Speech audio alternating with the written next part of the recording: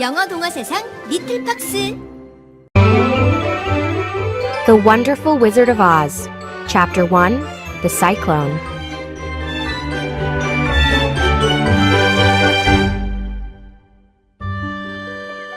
Dorothy lived on a farm in Kansas with her Aunt Em and Uncle Henry.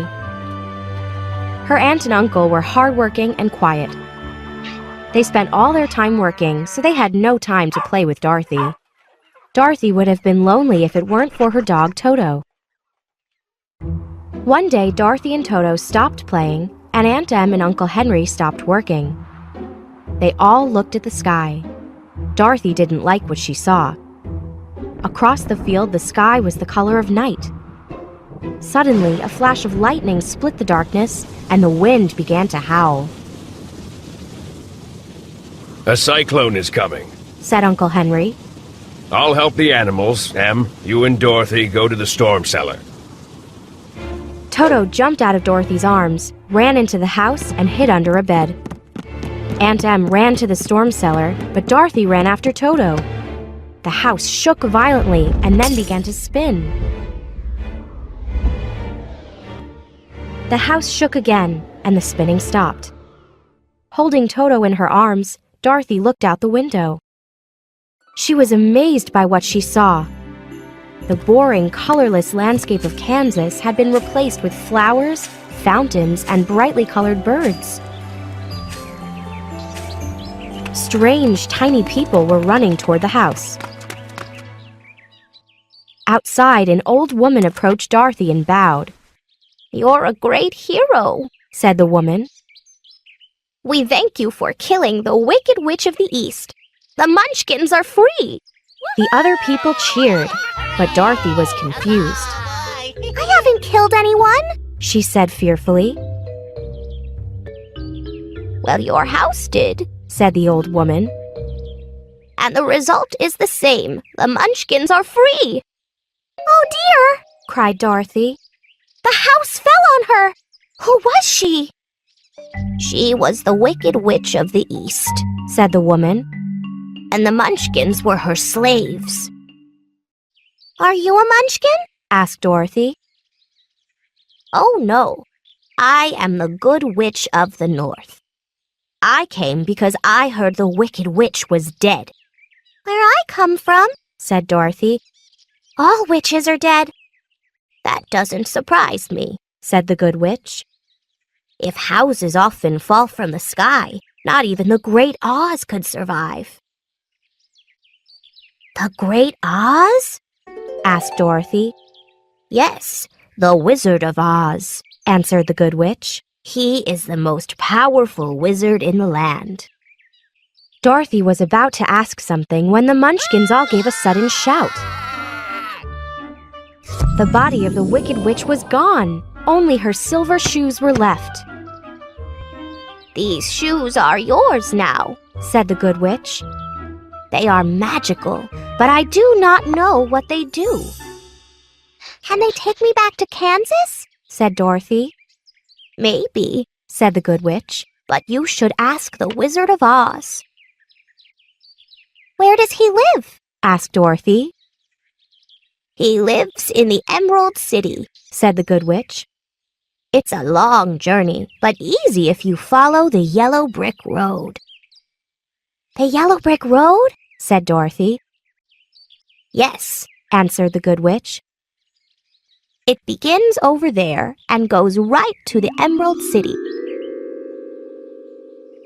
Will you come with me? Asked Dorothy hopefully. "No, I cannot," Said the good witch. "but I will give you a kiss. My kiss will protect you. No one will harm you. Well, no one except maybe the Wicked Witch of the West." The Wicked Witch of the West? Said Dorothy, puzzled. "Yes, you must be careful of her," Said the good witch. Dorothy had many questions, but the good witch kissed her on the forehead just then. Dorothy could feel the magic enveloping her body. "Goodbye, good luck, and remember, stay on the yellow brick road," Said the good witch. Toto gave a loud bark as the good witch suddenly disappeared. Well, Toto, Said Dorothy. I guess we should pack and then follow the yellow brick road. She put some food in her picnic basket and then locked the door to her house. Come along, Toto. It's time to go see the wizard.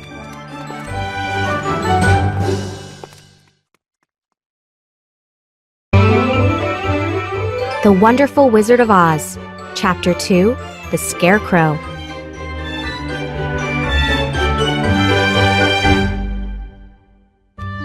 Dorothy followed the yellow brick road all afternoon, and then she wondered where she would sleep for the night. Not far ahead, she saw a small Munchkin village, but all the houses seemed empty. When she came to the last and biggest house in the village, she understood why. Everyone in the village was there. All the Munchkins knew who Dorothy was. She was famous, and Bach, the host, was very happy to have her as a guest.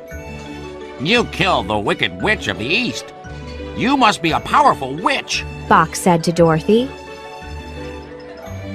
I am not a witch, Replied Dorothy. I am an ordinary girl. Girl or witch, Said Bach. you can stay at my house. In the morning, Dorothy said goodbye and continued down the yellow brick road. She hadn't walked far when she came to a cornfield. In the cornfield was a scarecrow. As Dorothy looked at the scarecrow, she thought she saw it blink its eyes. Impossible, Thought Dorothy. Then the scarecrow smiled and nodded its head. Curious, Dorothy went over to the scarecrow. Good day. Said the scarecrow. Did you speak? Asked Dorothy. Yes. Answered the scarecrow. How are you? I'm fine. Replied Dorothy. And you? I'm not well. Said the scarecrow. I'm stuck to this pole. Can you help me? Straw men are very light, so Dorothy was able to easily lift him from the pole. Thank you. Said the scarecrow. I feel better now. You're welcome. Said Dorothy. Who are you? Asked the scarecrow. And where are you going? My name is Dorothy, and I'm going to the Emerald City to see the Wizard of Oz. Where is the Emerald City? And who is Oz? Asked the scarecrow. Don't you know? Dorothy asked in surprise. No, I don't know anything. Answered the scarecrow sadly. My head is made of straw, so I have no brain. Oh, Said Dorothy. I'm sorry to hear that. Oz is a great wizard.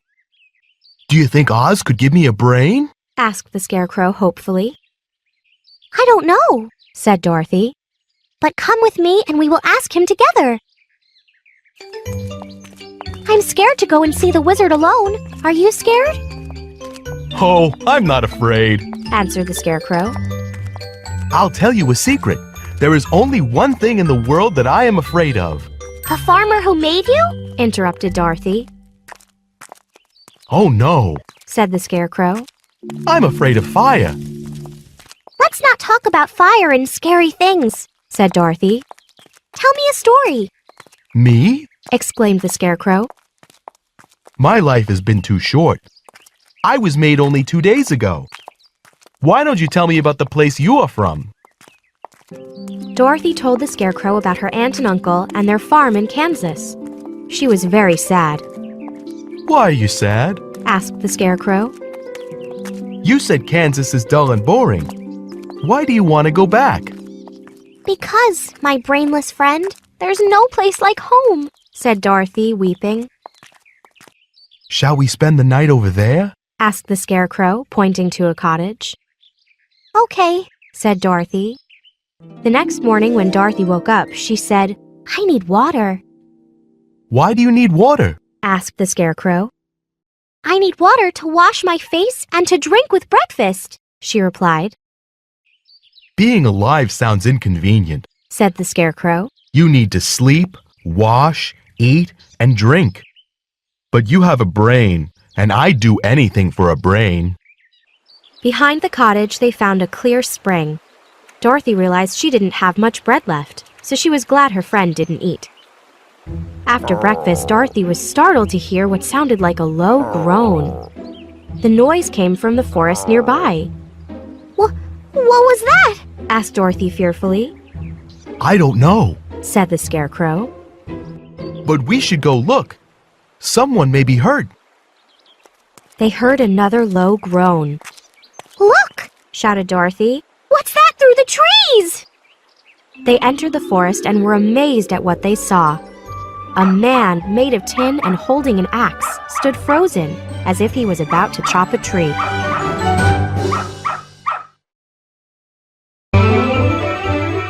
The Wonderful Wizard of Oz, Chapter 3, The Tin Man.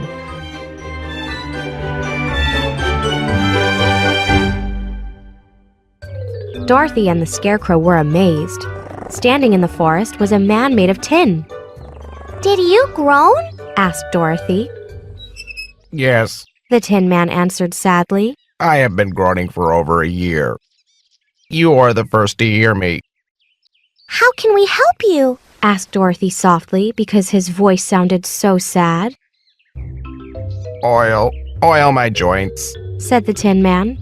They are rusted. I cannot move them. Sir, I have no oil. I only have bread in my basket. Said Dorothy. There's an oil can in my cottage. Said the Tin Man. Get it, and you can make me better. Dorothy ran to the cottage and brought the oil can back. Where do you need oil? Asked Dorothy. Do my neck first. Said the Tin Man. Now do my arms. As soon as his arms were free, the Tin Man lowered his axe and leaned it against a tree. I've been holding that axe for more than a year. Do my legs. He continued. Dorothy and the Scarecrow did as they were asked. The Tin Man gave a cry of joy. Thank you. Thank you. You're welcome, Said Dorothy. You're lucky we were on our way to see Oz, a great wizard, or we wouldn't have hurt you. Why are you going to see Oz? He asked. I want to go back to Kansas, and the Scarecrow wants a brain rather than straw in his head, She replied. The Tin Man thought for a moment and asked. Do you think Oz would give me a heart? Maybe. Answered Dorothy. Hearts are probably as easy as brains for the Wizard of Oz. May I join you? Asked the Tin Man. Yes, come along. Said the Scarecrow. Yes! Agreed Dorothy. So the Tin Man shouldered his axe, and they all followed the yellow brick road. Soon, Dorothy was bored because there was nothing much to see on the long journey. So she asked, Who made you, Tin Man? Scarecrow was made by a farmer. Were you made by a woodcutter? No, I was a woodcutter's son. Said the Tin Man. How did you become a Tin Man? She asked. It's a love story, with a curse by the Wicked Witch of the East. He replied. Please tell us, Said Dorothy. The Tin Man was quiet for a moment and then began. I fell in love with a beautiful girl, and I asked her to marry me. What did she say? Asked Dorothy. She said she would marry me when I had enough money to buy a house. The Tin Man replied. Her stepmother was a lazy woman.